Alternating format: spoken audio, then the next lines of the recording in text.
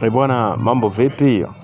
Mr. Bet hapa. Bwana, nimekuletea tena leo mkeka wa siku ya leo au tips za siku ya leo. Ni tarehe 19 mwezi wa kwanza. Tunaendelea na mapambano. Kumbuka hauruhusiwi kubeti chini ya umri wa miaka 18. Pia beti kistaarabu. Yes, niwakumbushe hamnaga betting ya uhakika. Betting ndio maana ikaitwa beti, yani tuna beti.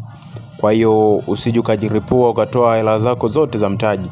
Tuna beti kistaarabu, tunakula kwa pamoja. Hilo ndio angalizo. Lakini pia chini ya umri wa miaka 18 hauruhusiwi kubeti. Bwana, leo nimewaletea odi mbili ambazo zitakuwa ni za Betway. Yes, ni za Betway na nimecheza handicap tu.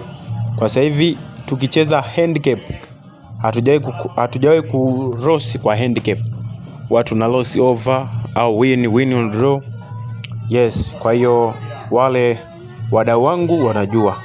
Na kodi ndo hizi hapa, kodi za leo kutoka Betway. Kama huna Betway, ingia Play Store, download Betway.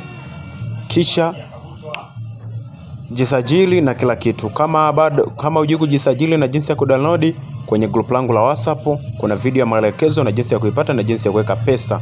Kama bado hujajiunga na group letu la WhatsApp kwa ajili ya odds za kila siku, kwa ajili ya mikeka ya kila siku na mikeka ambayo ni mizuri sana, ambayo inakuwa ni kwenye kuwini inakuwa na asilimia kubwa zaidi, unaweza kujiunga na group letu.